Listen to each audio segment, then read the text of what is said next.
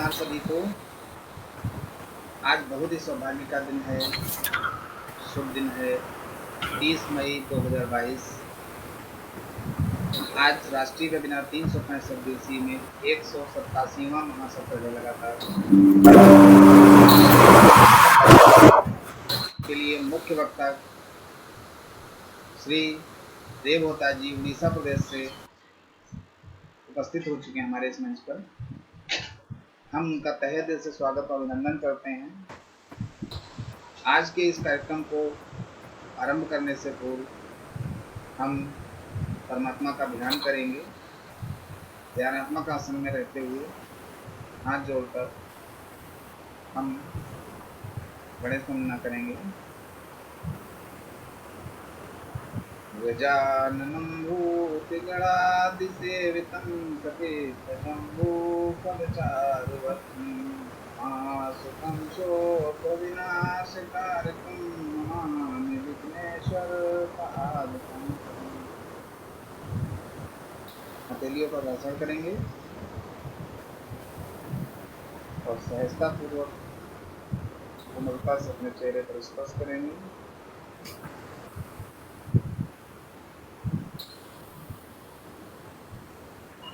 आज 30 मई 2022 राष्ट्रीय वेबिनार 365 दिवसीय में पुनः श्री देवहोता जी उड़ीसा प्रदेश से मुख्य वक्ता के रूप में उपस्थित हो चुके हैं। हम उनका स्वागत अभिनंदन करते हैं। और आज का जो मुख्य विषय रहेगा वेबिनार आयोजन में वह व्यावहारिक कर्मयोग पर व्याख्यान है। कर्मयोग जो सबसे बड़ा योग जिससे सभी कार्य पूर्ण होते हैं, जिससे भाग्य बनता है। कहते हैं ना लोग कि ये भाग्य में नहीं था, लेकिन वो भाग्य भी बनता है तो उसके लिए भी एक योग की जरूरत होती है। वह योग ही कर्म योग कहा जाता है। तो आज उसी के कुछ जो व्यावहारिक जीवन में हमारे व्यावहारिक कर्म होते हैं उन पर परिचर्चा होगी। उसके लिए उड़ीसा प्रदेश से उपस्थित हो चुके हैं हमारे मुख्य वक्ता श्री देवहोता जी योगाचार्य हैं, फाउंडर हैं सेंटर फॉर योग साइंस उड़ीसा से। तो आइए अब सीधे चलते हैं हम श्री देवहोता जी के पास। आज के इस व्याख्यान को सुनते हैं फेसबुक लाइव के माध्यम से। धन्यवाद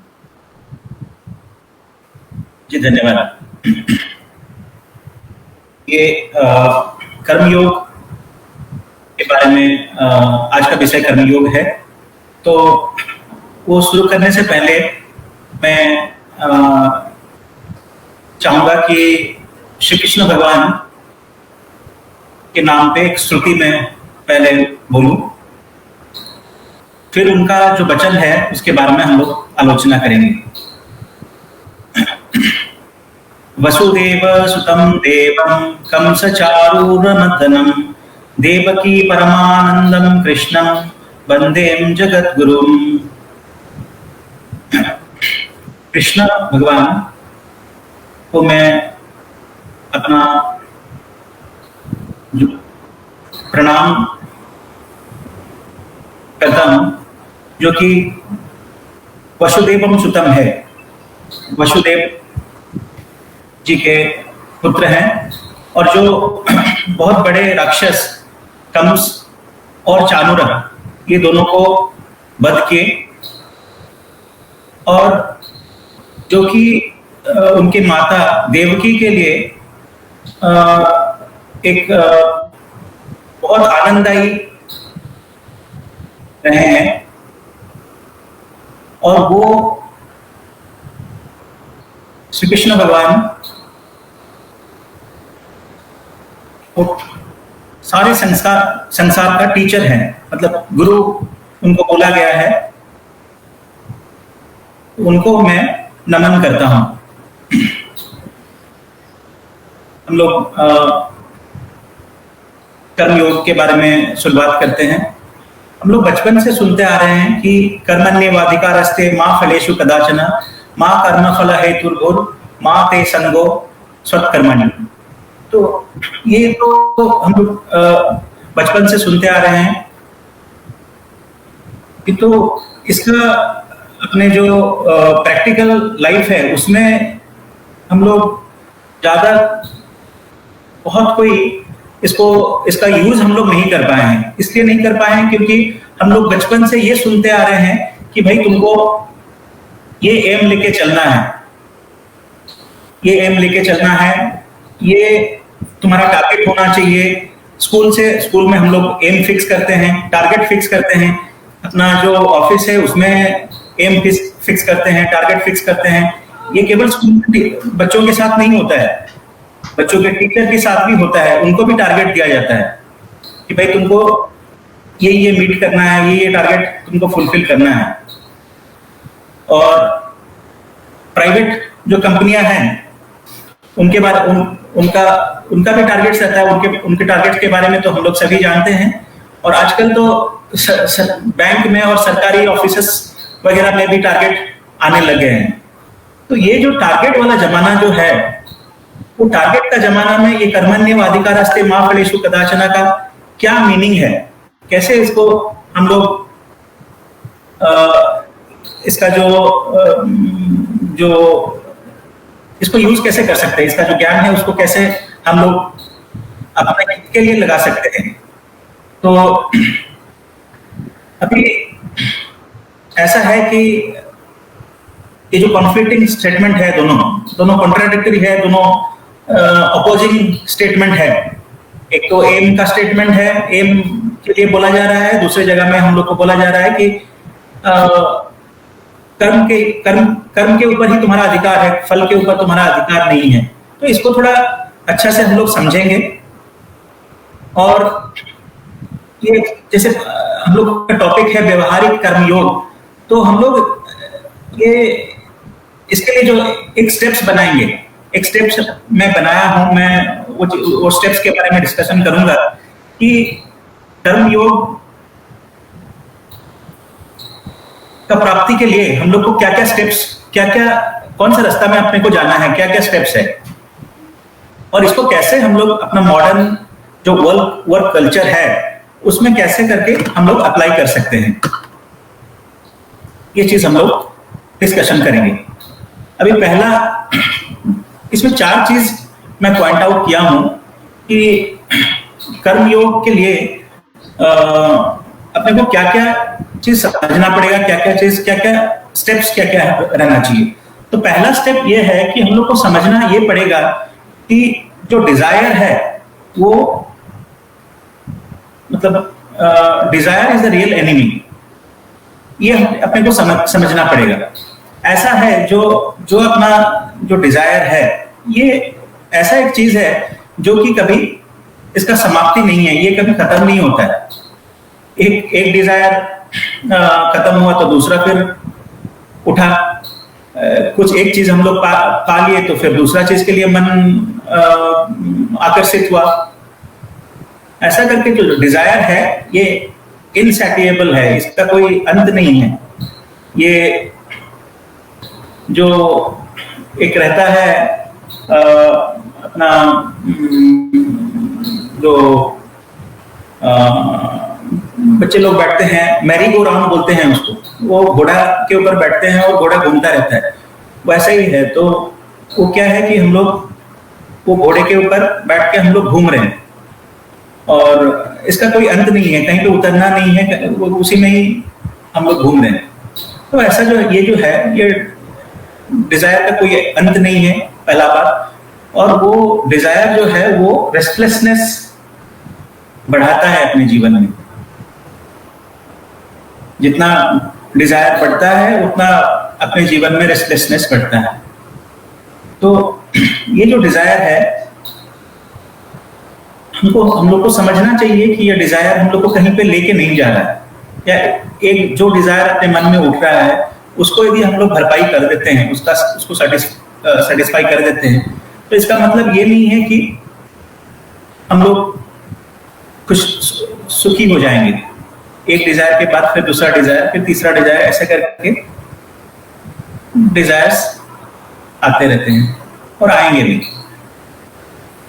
तो एक श्लोक है, एक मंत्र है अपना चैप्टर 3 में, 3 अध्याय में 37वां श्लोक।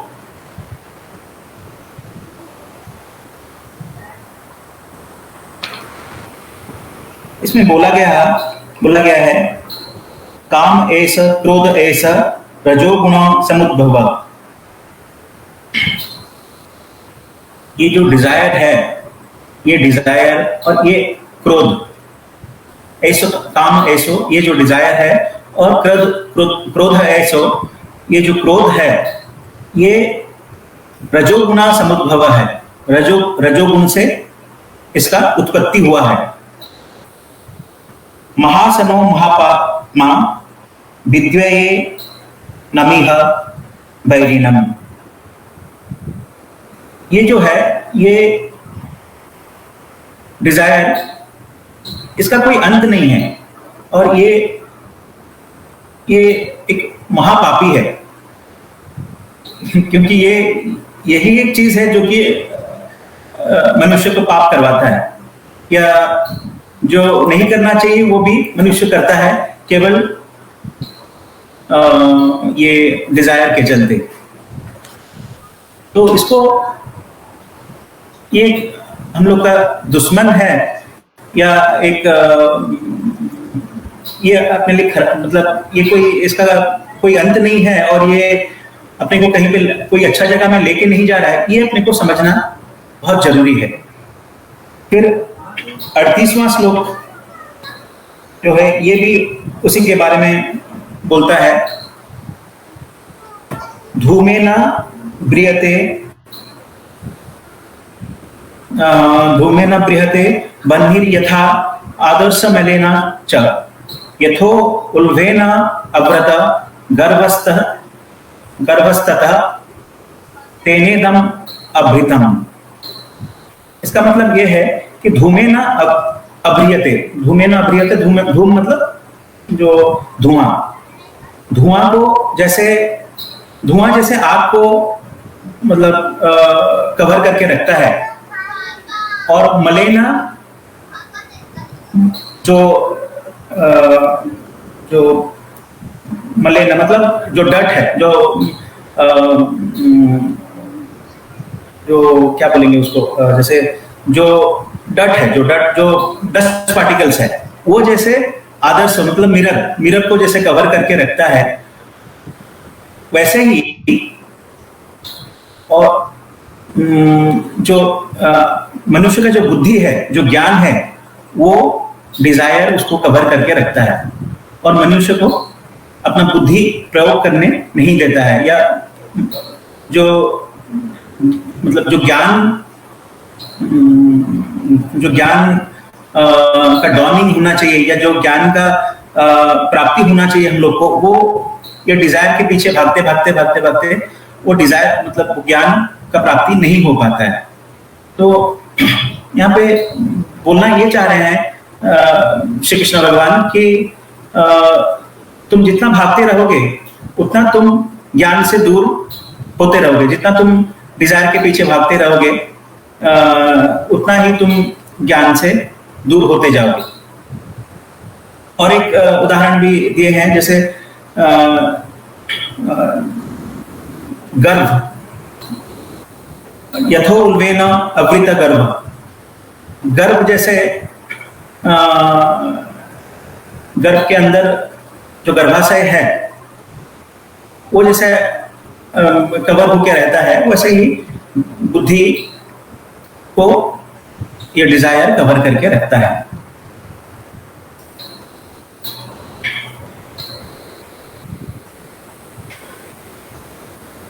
फिर 39th श्लोका में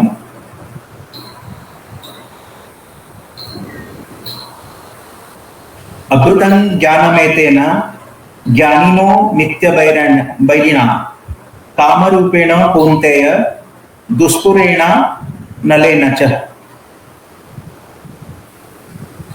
39th श्लोका में ये बोला गया है ऐसे वही एक चीज, एक ही बात बोला गया है कि जो विजडम है, जो ज्ञान है, जो नॉलेज है, उसको उसका उसको कवर करके डिजायर रखता है, और वो ज्ञान का जो शत्रु है वो डिजायर है। जो ज्ञान प्राप्ति हम लोग नहीं कर पाते हैं वो डिजायर के चलते नहीं कर पाते हैं। डिजायर के पीछे भागते रहेंगे तो ज्ञान अपना जीवन में उदय नहीं होगा। फिर 40वां श्लोक है, इंद्रियाणि मनो बुद्धिर शाधिष्ठान मुच्यते अतै विमोह यत्येष ज्ञानमवृत्य देहिनम्। ये जो अपना इंद्रियाणी, जो सेंसेस है, इंद्रियाणी मनो बुद्धि, और जो माइंड है और बुद्धि जो इंटेलेक्ट है, ये सब जो डिजायर का रहने का जगह है, ये सब जगह में डिजायर बैठ के वो क्या करता है, जो ज्ञान को, जो नॉलेज है, जो विजडम है, उसको कवर करके रखता है।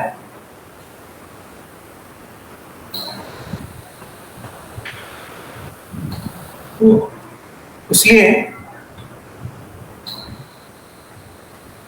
अभी ये जो तीनों जगह जो है, जैसे इंद्रियां है और माइंड है और बुद्धि है, इंटेलेक्ट है, ये तीनों जगह में जो डिजायर है वो रहता है। तो ये तीनों जगह से हम लोग यदि डिजायर को हटाते हैं, तभी हम लोग उसको हटाने के लिए, अपना जीवन से डिजायर को कम करने के लिए हम लोग सक्षम होंगे, और हम लोग के जीवन में ज्ञान का उदय हो सकता है। तो ये जो 37वां श्लोका है, और 37वां श्लोका से 41 श्लोका जो है, वो उसमें डिजायर को एक शत्रु माना गया है, जो कि अपने जीवन में ज्ञान का जो उदय होना है वो उदय होने नहीं देता है, या ज्ञान के पीछे ज्ञान उदय नहीं हो पाता है, क्योंकि हम लोग डिजायर के पीछे भागते रहते हैं। तो पहला चीज ये है, पहला पॉइंट ये है कि अपने जीवन से जो डिजायर है उसको ये समझ के उसको फिर हम लोग को अपने जीवन से हटाना है या उसको कम करना है। ये समझना है कि ये जो डिजायर है इसका कोई अंत नहीं है, और इसके पीछे हम लोग केवल भागते ही रहते हैं, और ये नहीं समझे, जब तक ये नहीं समझते हैं कि इसका कोई अंत नहीं है, या ये कहीं पे अपने को लेके नहीं जा रहा है, कोई सही डायरेक्शन में अपने को लेके नहीं जा रहा है, तब तक हम लोग इसके पीछे भागते ही रहते हैं, और जैसे ही इसके पीछे भागते रहते हैं तो ज्ञान का उदय नहीं हो पाता। ये पहला पॉइंट है। अब सेकंड पॉइंट क्या है? सेकंड पॉइंट ये है कि हम लोग को अपने अंदर सेटिस्फाई होके रहना है। एक जैसे इसको स्वस्था बोलते हैं, स्वस्था मतलब अपना जो सेल्फ है उसमें रहना। जैसे कोई एक जगह में एक उदाहरण दिया गया है, जैसे एक टॉर्टोइस्ट का। एक टॉर्टोइस्ट क्या करता है, जब देखता है कि कहीं पे मतलब एनवायरनमेंट में कोई जैसे कोई थ्रेट है या कोई शत्रु आ रहा है, तो वो क्या करता है, अपना जो शेल है, टॉर्टोइज अपना जो शेल है उसके अंदर अपना सर पैर सब कुछ उसके अंदर ले जाता है, और उसका शेल इतना टाइट है कि वो उसमें उस पे कुछ हानि नहीं पहुंच पाता है। तो वैसे ही हम लोग अपने में ही समाहित हो जाना, उसके बारे में यहाँ पे चर्चा किया गया है। और जैसे ही हम लोग मतलब जो ज्ञानी लोग होते हैं, जो संत लोग होते हैं, जो जिनको सेल्फ रियलाइजेशन हो गया है, वो लोग अपना सेल्फ के साथ सेटिस्फाई होके रहते हैं। वो अपने अंदर ही सुख शांति और को पा लेते हैं, अपने अंदर ही वो सुख शांति उनको मिल जाता है। और वो ये भी जान लेते हैं कि मैं इसी में ही कंप्लीट हूं, मुझे और बाहर कोई चीज के लिए जाने का जरूरत नहीं है, मैं अपने में कंप्लीट हूं, मैं अपने में ये सेल्फ रियलाइजेशन का मतलब रिजल्ट है। जैसे सेल्फ रियलाइजेशन होता है तो फिर हमको ये रियलाइज होता है कि मैं अपने में कंप्लीट हूं, मैं अपने में खुश हूं, मैं अपने अंदर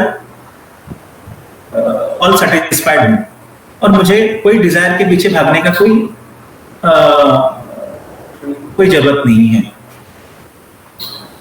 तो इसमें एक अपना वही 3rd चैप्टर में ही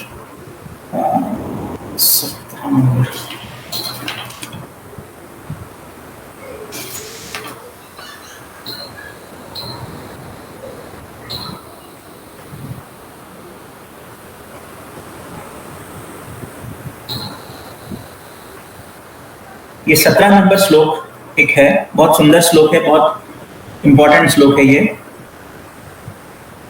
यस्त्वा म रतितेव स्वादात्मा तृप्तश्च मानवः आत्मनैव च संतुष्टस्तस्य कार्य न विद्यते।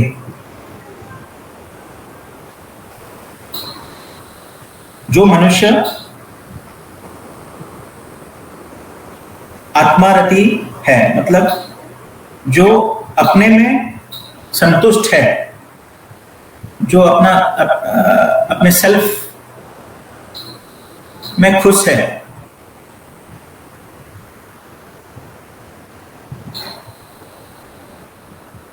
जो संतुष्ट है अपने अंदर, उसके लिए कोई काम बचा नहीं है। जो अपने अंदर सेटिस्फाइड है, जो अपने अंदर कंटेंट है, कंप्लीट है, उसके लिए कोई काम बचा नहीं है, क्योंकि वो तो सब कुछ अपने अंदर पा लिया है।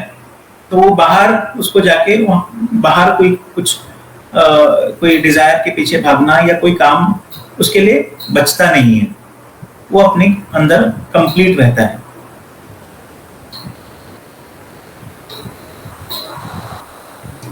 अठारह नंबर श्लोक, नैव तस्य कृतेनार्थो न कृते नेह कश्चन न चास्य सर्वभूतेषु कश्चिदर्थव्य आश्रयः।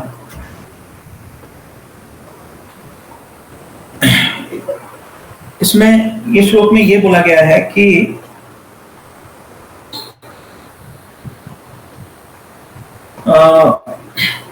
वैसे एक महान आत्मा को जो अपने में कंप्लीट है, जो अपने अंदर संतुष्ट है, उसको कोई बाहर कोई अधिक कुछ चीज मिलने वाला है नहीं, या उसको कोई लाभ बाहर से मिलने वाला है नहीं, या वो कोई चीज के ऊपर वो डिपेंडेंट नहीं है, और उसका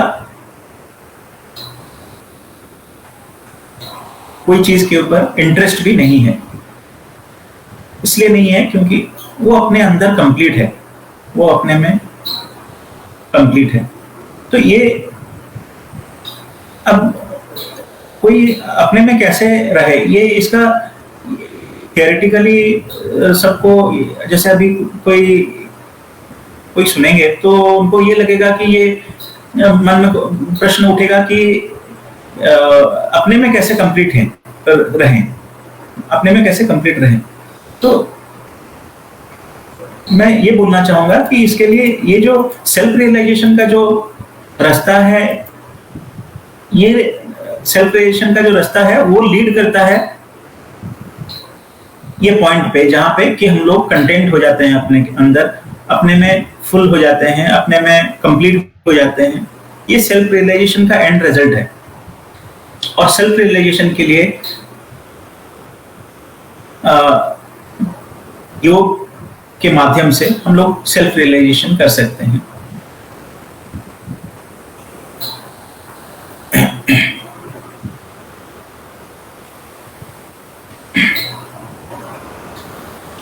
अब ये जो दो पॉइंट हम लोग डिस्कस किए, पहला तो समझना कि जो डिजायर है वो उसका कोई अंत नहीं है और उसके पीछे पीछे भाग के अपने को कुछ मिलने वाला नहीं है। ये पॉइंट नंबर 1। और पॉइंट नंबर 2 कि अपने अंदर में खुश रहने का जो रास्ता है वो रियलाइज करना लाइफ में बहुत इंपॉर्टेंट है। अब ये दो चीज जिसके अंदर है उसको द्वितीय अध्याय में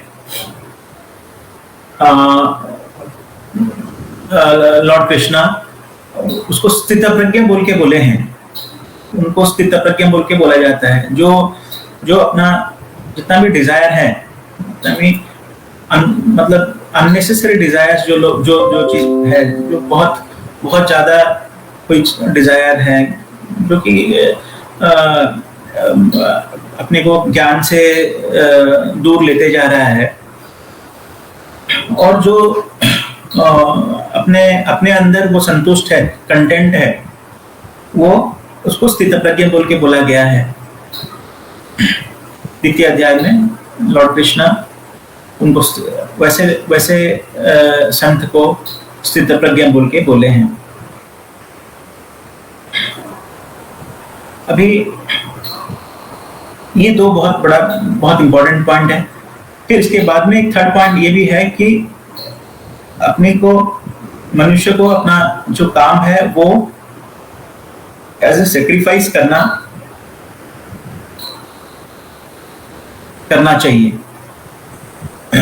ये जो काम हम लोग कर रहे हैं, ये काम हम लोग ईश्वर के लिए कर रहे हैं या कोई अपना समाज के लिए कर रहे हैं या किसी और के लिए कर रहे हैं, ये भाव अपने अंदर रहना चाहिए, ये भाव अपने अंदर डेवलप होना चाहिए। और आप अपने जीवन को या किसी के जीवन को आप देखने जाएंगे तो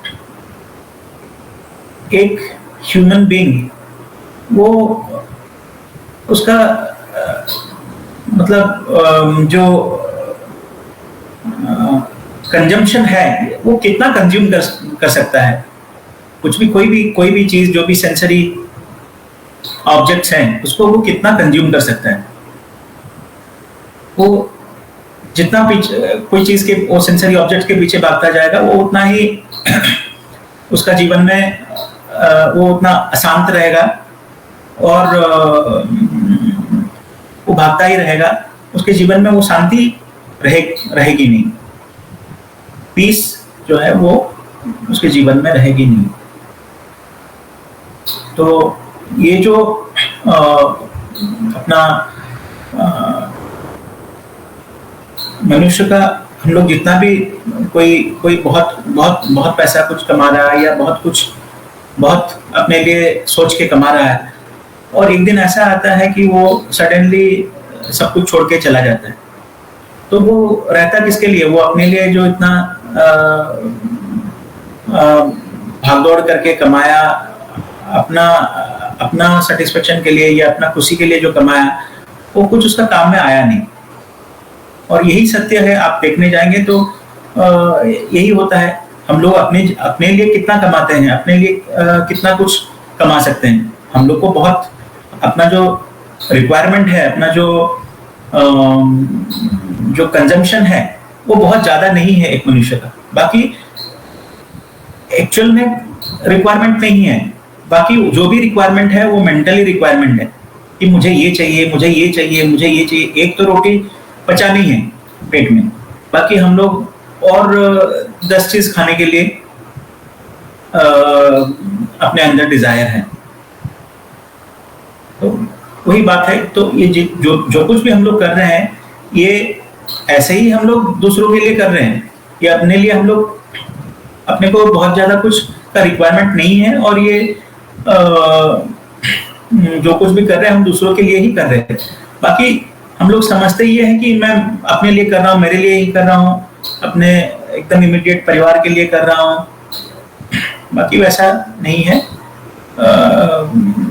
रियलिटी में हम लोग दूसरों मतलब ज्यादा दूसरों के लिए करते हैं, और वो चीज समझ के अपने को करना भी चाहिए कि जो भी काम हम लोग कर रहे हैं ये दूसरों के लिए कर रहे हैं। या और यदि हम लोग ये सोच सकते हैं कि हम लोग ये ईश्वर का काम है और ईश्वर के लिए हम कर रहे हैं, तो ये सबसे बेस्ट तरीका है। एक अपना ये थर्ड पॉइंट हुआ, और फोर्थ पॉइंट में ये हम लोग को समझना चाहिए कि जो सेल्फ है वो एक्चुअल में डूअर नहीं है। ये तृतीय अध्याय में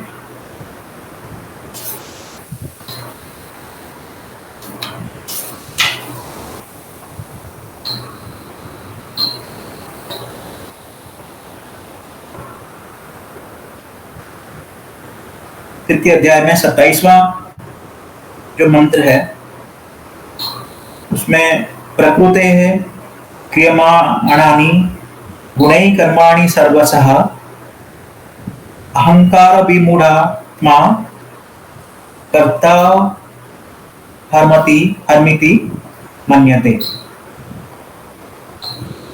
इसमें ये बोला श्री कृष्ण भगवान ये बोले हैं कि जो भी काम ये जगत में हो रहा है इसको कोई एक पावर जो एक सुपर पावर ये इसको कर रहा है। बाकी जो जिसके जीवन में कोई ज्ञान उतरा नहीं है वैसे लोग सोचते हैं कि सब कुछ मैं ही कर रहा हूं, या मेरे से ही मैं जो कुछ भी हो रहा है ये मेरे से ही हो रहा है, ऐसा करके वो लोग सोचते हैं। बाकी वैसा बात नहीं है। जो कृष्ण भगवान और भी दूसरे श्लोक में बताए हैं कि ये जो सेल्फ है ये डूअर नहीं है, ये सब कुछ अपने अंदर में अपने कंट्रोल में नहीं है। बहुत और जो होने का है वो होता है। 30 नंबर श्लोक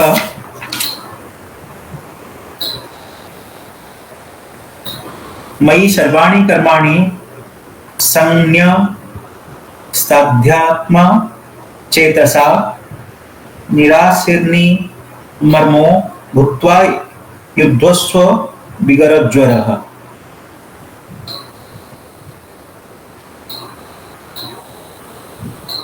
इसमें ये बोले हैं कि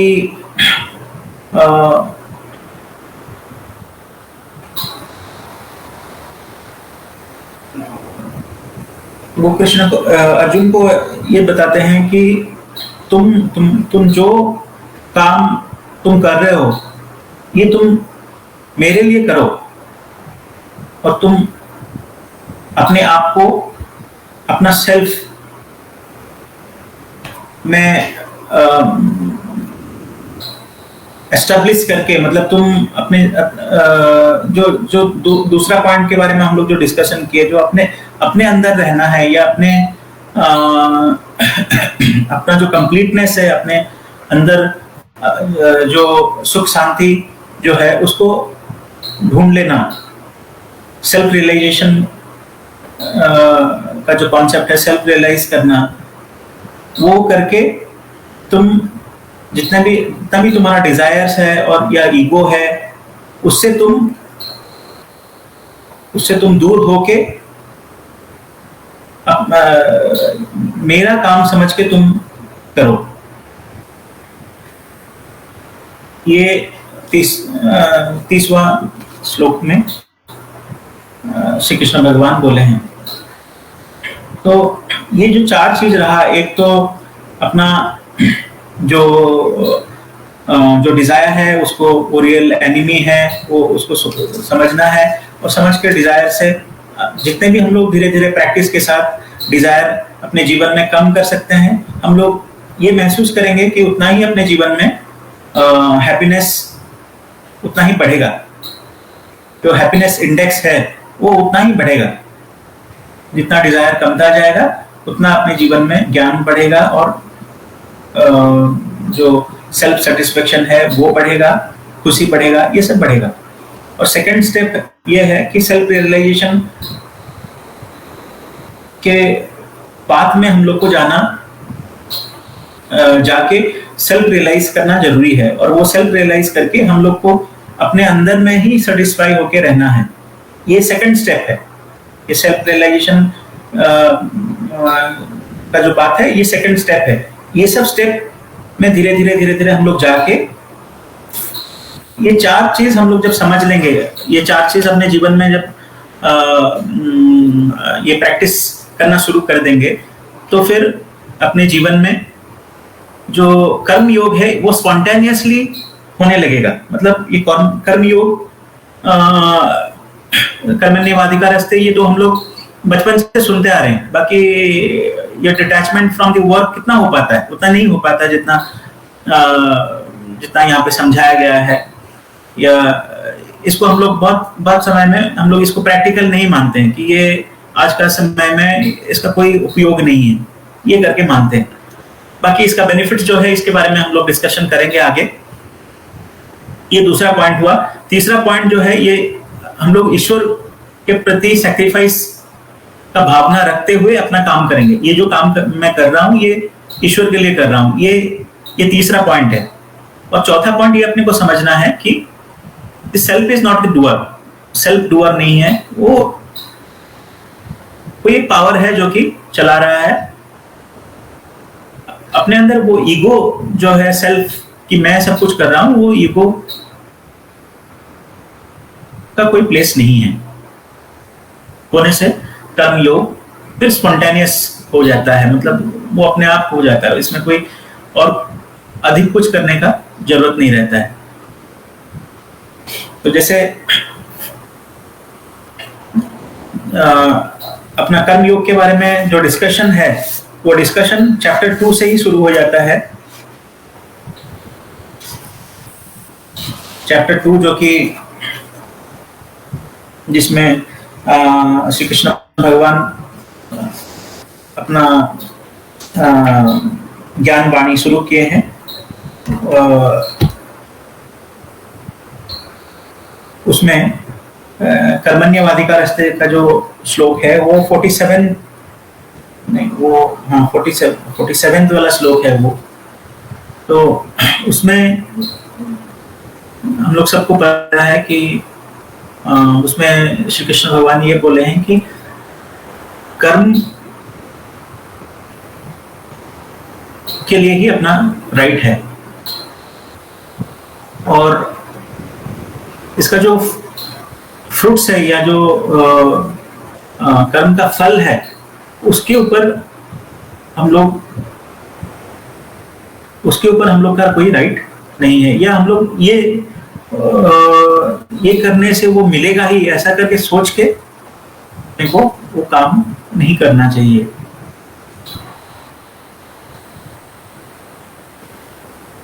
या अपना जो इनएक्शन है, या देखिए कर्म एक तो डिजायरलेस वर्क है, और एक है कि कर्म का त्याग कर देना। तो इसमें ये दो पाथ है। अब कर्म का त्याग करने से, ये कर्म का त्याग जो है, ये कर्म का त्याग कंप्लीट सेंस में नहीं हो पाता है, क्योंकि मनुष्य को अपने कोई भी एक मनुष्य को बचने के लिए या जिंदा रहने के लिए उसको कर्म करना ही पड़ेगा। बाकी उसका जो फ्रूट्स ऑफ एक्शन है उसमें डिटैचमेंट का एक जो भावना है उसमें डिसइंटरेस्टेडनेस का जो भावना है, वो भावना लेके अपने को काम करना है। ऐसा देखिए कि ये जो कुछ भी हम लोग डिस्कशन कर रहे हैं, ये एक स्टेप बाय स्टेप प्रैक्टिस है। मतलब ये हो सकता है कि कुछ लोगों को लगेगा कि ये प्रैक्टिकल नहीं हो रहा है या प्रैक्टिकल नहीं है, बाकी ये सब प्रैक्टिस है। जैसे वो 4 पॉइंट जो हम लोग डिस्कशन किए हैं, वो 4 पॉइंट अपने जीवन में हम लोग उतारेंगे तो कर्मयोग होने लगेगा।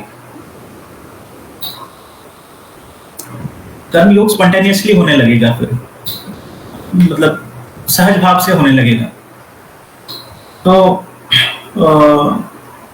ये स्टेप बाय स्टेप अपने को for a considerable period of time हम लोग को उसको ये सब धीरे धीरे करके अपने जीवन में उतारना है।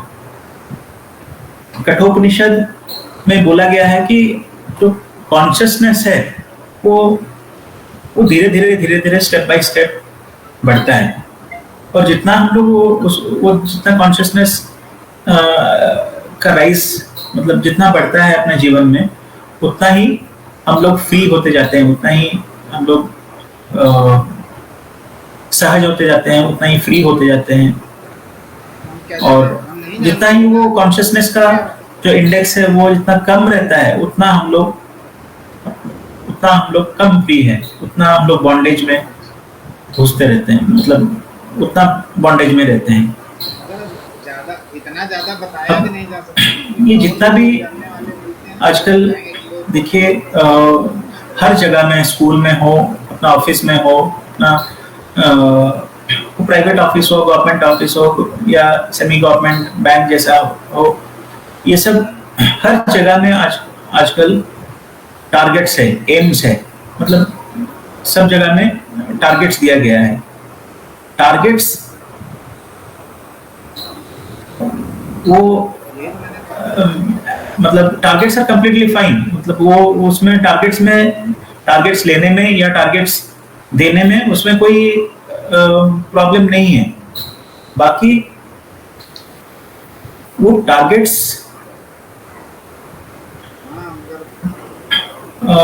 मिलने से ही अपने को खुशी मिलेगा, या वो टारगेट्स अचीव करने से ही कुछ हो पाएगा। ये जो मतलब कुछ मैं पा पाऊंगा, ये जो सोच है, ये सोच प्रॉब्लम क्रिएट करता है। अब इन केस पकड़ लीजिए, अब ऐसे ही आप प्रैक्टिकली सोचने जाएंगे तो अपने जीवन में हम लोग जो भी काम करते हैं, बहुत समय में सबके जीवन में ये होता है कि हम लोग काम कर रहे हैं, बाकी उसका रिजल्ट प्रोपोर्शनेटली नहीं मिला। तो जब नहीं मिलता तब क्या होता है कि लोग स्ट्रेस में आ जाते हैं, या बहुत दुखी हो जाते हैं, या कभी कभी सुइसाइडल भी हो जाते हैं। बच्चों का केस में, जब वो एग्जाम में अच्छा नहीं किए, या कोई अपना काम में कुछ फेलियर हुआ। अभी जैसे ये बहुत सारा केसेस हुआ ये कोरोना के बाद, Bombay film industry, television industry, ये इंडस्ट्री से काफी लोग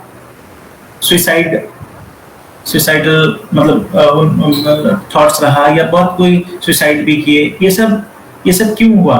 ये सब ऐसा नहीं कि मतलब कोई फाइनेंशियल ऐसा क्राइसिस में आ गए कि that was the only option left, वैसा बात नहीं है।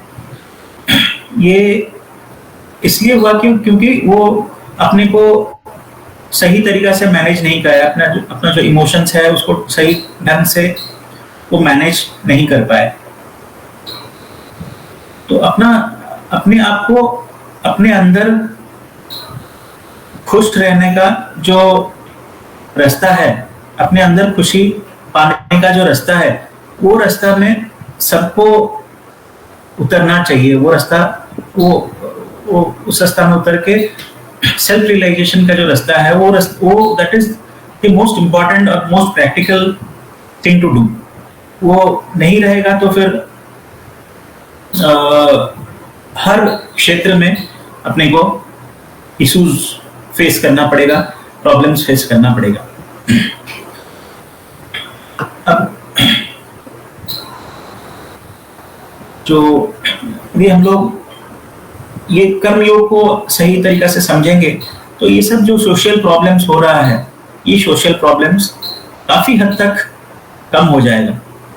क्योंकि हम लोग जो काम कर रहे हैं, हम लोग समझते हैं कि जो काम हम लोग कर रहे हैं यही सब कुछ है, या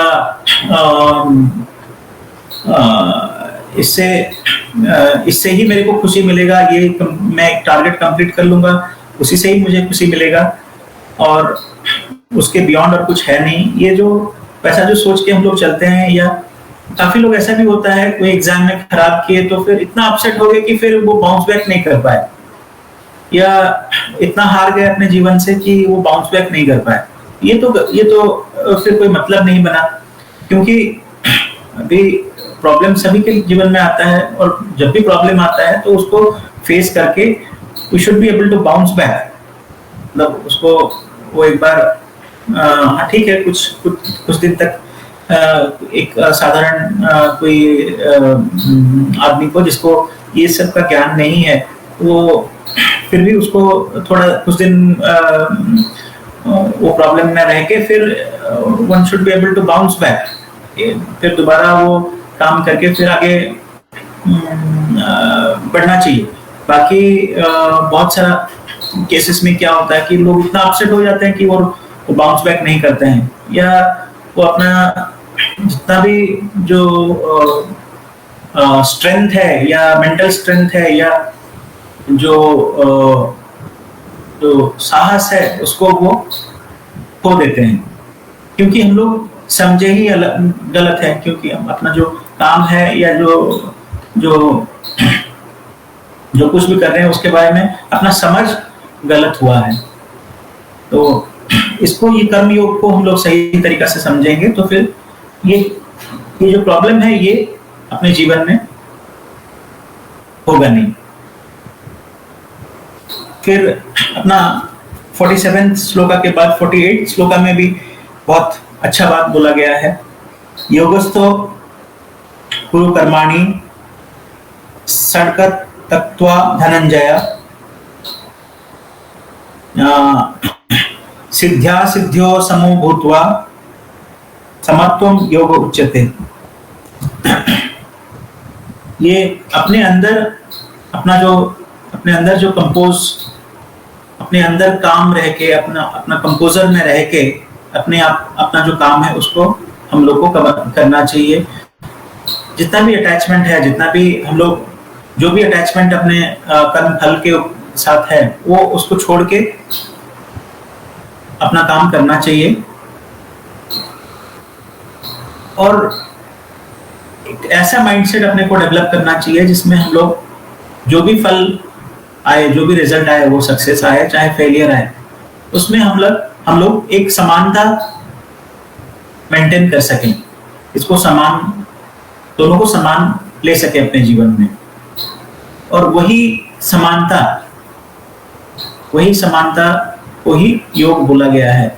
श्री कृष्ण बोलते हैं कि अपने जीवन में वही समानता हम लोग को लाना चाहिए, और उसी को ही योग बोलते हैं, वही समानता लाने को ही योग बोलते हैं। फिर उसका नेक्स्ट श्लोका जो है 49 श्लोका, ये भी बहुत महत्वपूर्ण है। दूरेण ह्यवरम कर्मा बुद्धि योगाद धनंजय बुद्धौ शरणम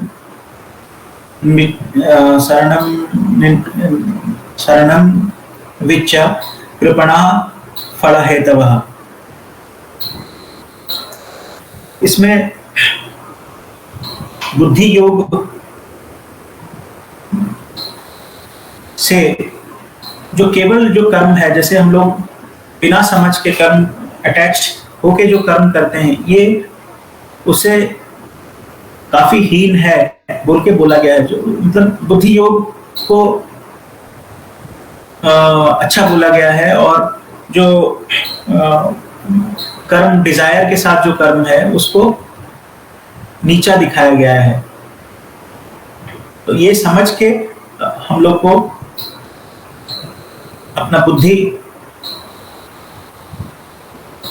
मार्ग में, बुद्धि योग का जो मार्ग है वो मार्ग में हम लोग को जाना चाहिए।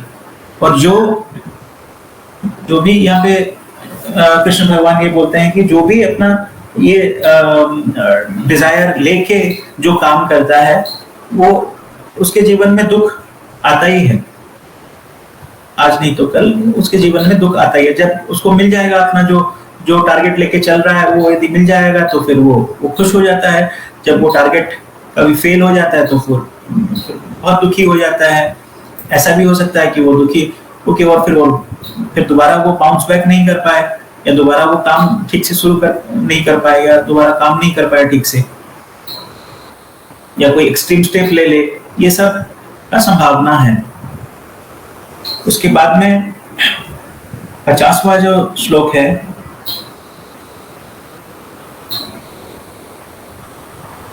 इसमें भी योग के बारे में बोला गया है। ये एक योग का डेफिनेशन इसमें भी है।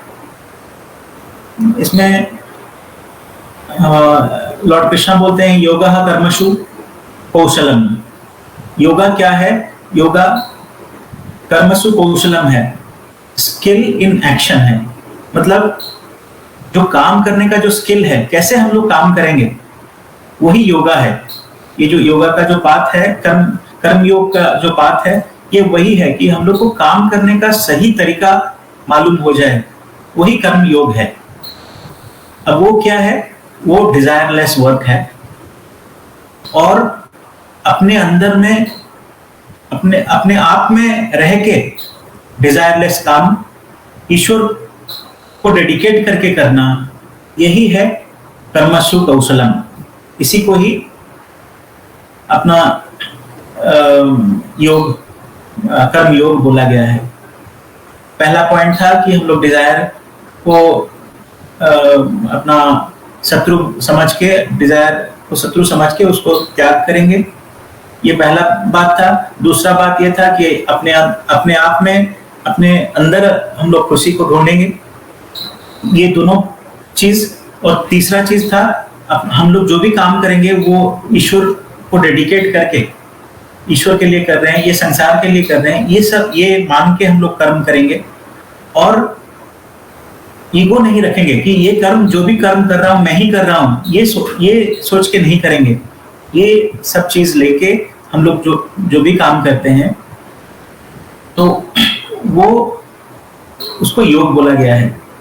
योगा कर्मसु कौशलम, जो स्किल, ये जो चारों चीज है, ये लेके चलना, ये स्किल इन एक्शन है।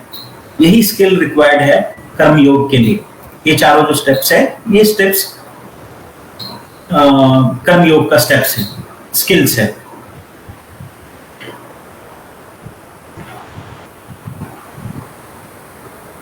फिर अपना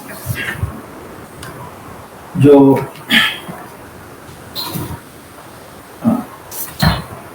थर्ड चैप्टर है, थर्ड चैप्टर में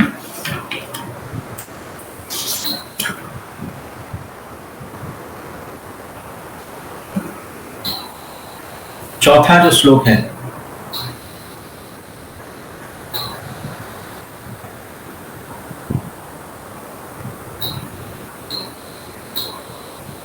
इसमें लॉर्ड कृष्णा ये बोलते हैं कि काम से हटके या काम नहीं करके हम लोग फ्रीडम नहीं पा सकते हैं। हम लोग फ्रीडम कैसे पा सकते हैं? कि काम को सही तरीका से करके हम लोग फ्रीडम पा सकते हैं। कर्मसु कौशलम जो हुआ, वैसे करके ही हम लोग काम से, मतलब हम लोग को फ्रीडम मिल सकता है। और काम से दूर जाके, या नहीं मैं काम नहीं कर पाऊंगा वैसा सोच के, इतना ये जो स्टेप्स है इसको फॉलो नहीं कर पाऊंगा, या काम से दूर जाके हम लोग को फ्रीडम नहीं मिल सकता है। हम लोग को फ्रीडम केवल उसी से ही मिल सकता है कि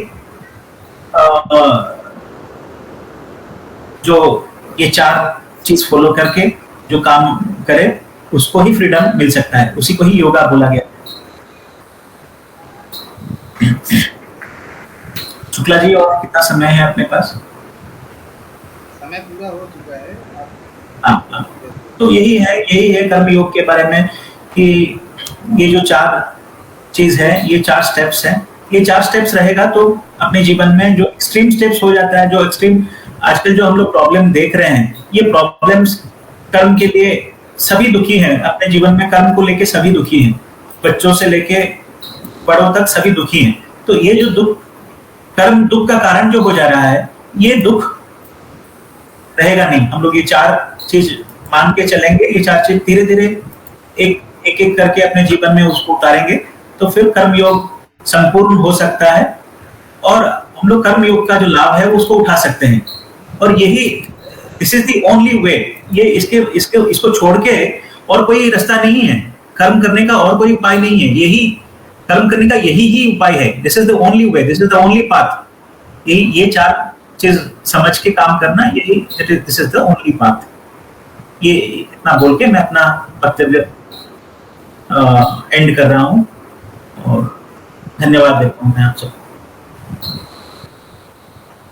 बहुत बहुत धन्यवाद श्री देवभोता जी को, आज हमारे इस वेबिनार आयोजन में आकर के अपना बहुमूल्य समय दे करके आज आपने व्यावहारिक कर्म योग पर परिचर्चा की।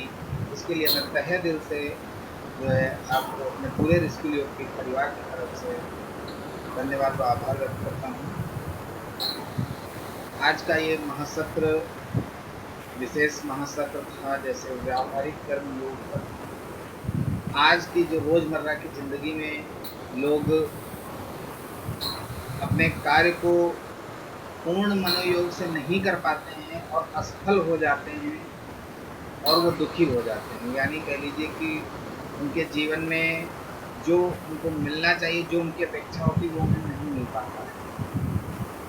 तो उसका सिर्फ और सिर्फ कारण यही है कि अब एक साथ कई कार्य करना, एक साथ कई प्रोजेक्ट पे वर्क करना, एक साथ कई मतलब एक कहने का है कि वो महत्वाकांक्षाओं से इतना घिर चुका है मनुष्य आज का कि वो चारों तरफ से चाहता है कि रुपया कमा लें, चारों तरफ से हम हमारा नाम भी हो और हम जो है मतलब सब जगह हमारी ही पहुंच हो या हमें ही लाइक किया जाए। मतलब एक ढेर सारी उसकी महत्वाकांक्षाएं हैं। उनको पूरा करने के लिए वो ज़्यादा से ज़्यादा मेहनत करना चाहता, ज़्यादा से ज़्यादा मैं ये भी कर लूँ, मैं वो भी कर लूँ, मैं वो भी कर लूँ। इससे कभी भी आप सुखी नहीं रह सकते, कभी भी आप संतुष्ट नहीं रह सकते हैं।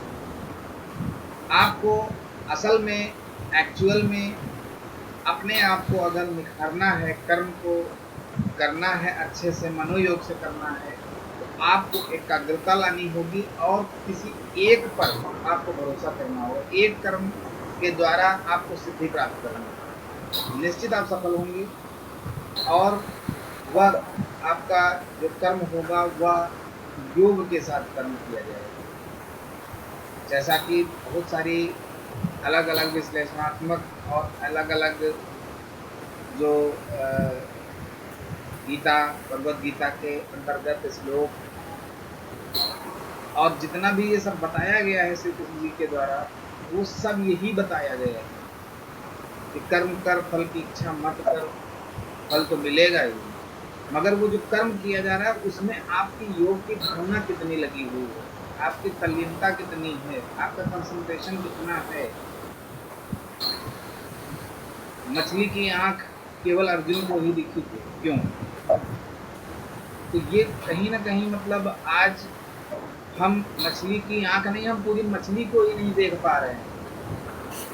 हमारा टारगेट ही एकदम मतलब पता ही नहीं है हमें किस फील्ड में जाना है। हम MBA भी कर रहे हैं, हम बैंक की भी तैयारी कर रहे हैं, हम जो है उधर BTC B.Ed भी कर डाला, बोला शिक्षक करना है, मतलब ट्रैक ही बदल गया पूरा।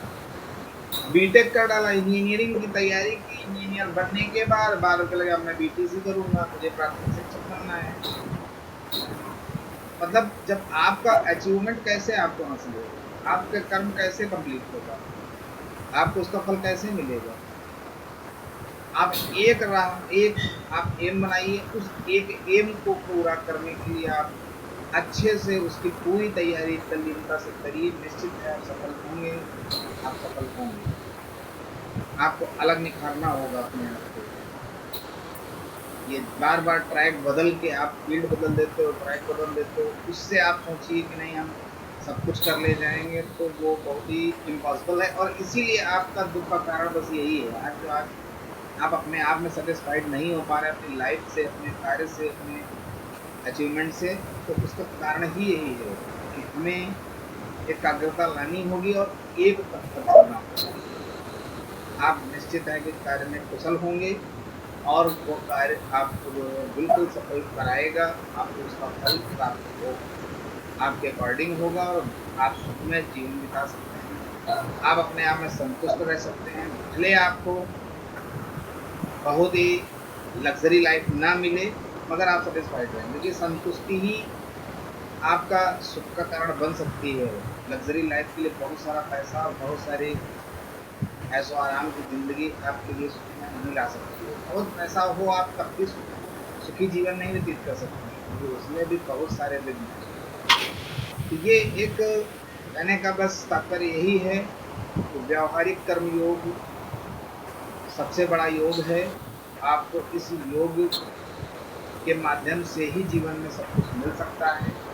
आप बिल्कुल इस पर एकाग्र रहिए और इसके लिए अपना जो भी कार्य करें, समझ-बूझ कर करें और अपनी एक फ़ील्ड, एक पथ को चुनें। निश्चित है आप उस मंज़िल तक पहुँचेंगे। इसी के साथ आज के इस वेबिनार महाआयोजन को यहीं पर विराम दिया जाएगा। इसके लिए हम लोग शांति पाठ करेंगे। गायत्री मंत्र का उच्चारण 3 बार करते हुए शांति पाठ रहेगा और सभी ध्यानात्मक आसन में बैठकर जो है